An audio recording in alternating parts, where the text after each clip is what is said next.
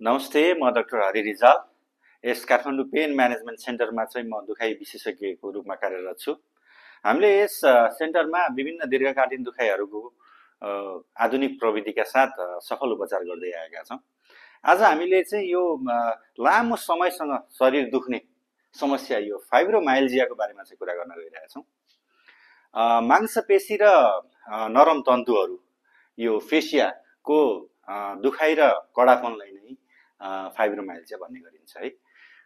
फाइब्रोमाइल्जियाको मुख्य समस्या भनेकै तपाईको यो मांसपेशीको दुखाइ नै हो। मांसपेशीको दुखाइ चाहिँ विशेष गरी यो ढाड कम्मर गर्दन र हात खुट्टामा बढी अवस्थित हुन्छ।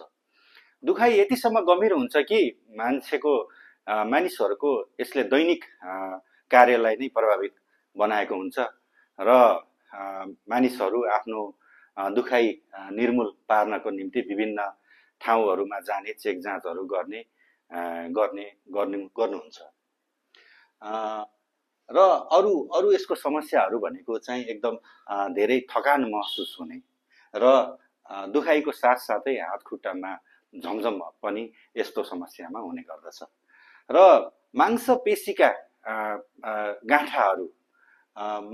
गाँठाहरू विभिन्न ठाउँहरूमा चाहिँ अवस्थित हुन्छ। जस्तै यो ठाउँहरूमा यो हड्डीको चुच्चोपनहरूमा चाहिँ यो मांसपेशीका गाँठाहरू अवस्थित हुन्छन्, जुन चाहिँ एकदम दुख्ने गर्दछन्। यसमा चाहिँ अरू समस्याहरूमा चाहिँ यो तपाईको टाउको दुख्ने, निन्द्रामा चाहिँ गडबडी हुने, निन्द्रा नपर्ने र निन्द्रा परे पनि एकदम म्युजी हाल्ने जस्ता समस्याहरू हुन्छन्। बिहान उठ्ने बित्तिकै एकदमै जिउ कडापन हुने र ताजगी महसुस नहुने जस्ता समस्याहरू पनि यो फाइब्रोमाइल्जियामा चाहिँ मान्छेहरूले वर्णन गर्नुभएको हुन्छ। र अरू समस्याहरूमा चाहिँ यो बङ्गराहरू दुख्ने, बङ्गराहरूमा किटिकिटी आवाजहरू पनि कति मानिसहरूले चाहिँ वर्णन गर्नुभएको हुन्छ। र यो समस्या यो इरिटेबल बाउल सिन्ड्रोम एउटा चाहिँ यो पेटको समस्या र थाइरोइडसँग पनि सम्बन्धित छ। थोरै खाँदा पनि पेट डम्म हुने जस्ता समस्याहरू मानिसहरूले, बिरामीहरूले चाहिँ वर्णन गर्नुहुन्छ यस समस्याहरूमा।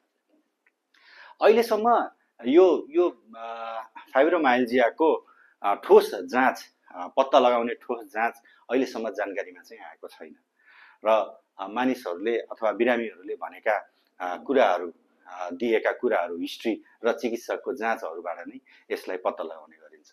अब उपचार के गर्ने भन्ने कुरोहरूमा चाहिँ सुरुमा त खाने औषधि नै हुन्छ र खाने औषधिहरूका साथसाथै अरू यो ट्रिगर पोइन्टहरू, यो गाँठाहरू, मांसपेशीका गाँठाहरूलाई खोल्ने र बटक्स इन्जेक्सन, यो एकदम कडापनहरूमा चाहिँ मांसपेशीको कडापनमा चाहिँ बटक्स इन्जेक्सनहरू लगाउने खालका उपचार पद्धति पनि हुन्छन्।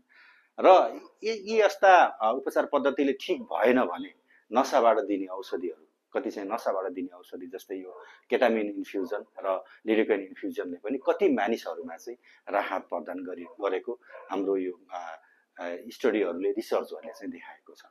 त्यसै गरी तपाईहरूलाई पनि यस्ता समस्याहरू छन्, यो तपाईको शरीर दुख्ने समस्याहरू छन्, झमझमहरू गरिरहेको हुन्छ, बिहान उठ्दाखेरि चाहिँ ताजगी महसुस नगरेको, जिउ कडापन भएको, यस्ता समस्याहरू छन् र धेरै ठाउँमा जचाउनु भएको छ, धेरै चिकित्सकहरूलाई भेट्नु भएको छ र सबै जाँचहरू गराउँदा पनि सबै नर्मल हुन्छन् भने तपाईँलाई कतै फाइब्रोमाइल्जिया भयो कि भन्ने शङ्का गर्नुपर्ने हुन्छ। र सल्लाह सुझावको लागि चाहिँ तपाईँले यस काठमाडौँ पेन म्यानेजमेन्ट सेन्टरमा चाहिँ सम्पर्क गर्न सक्नुहुन्छ। धन्यवाद।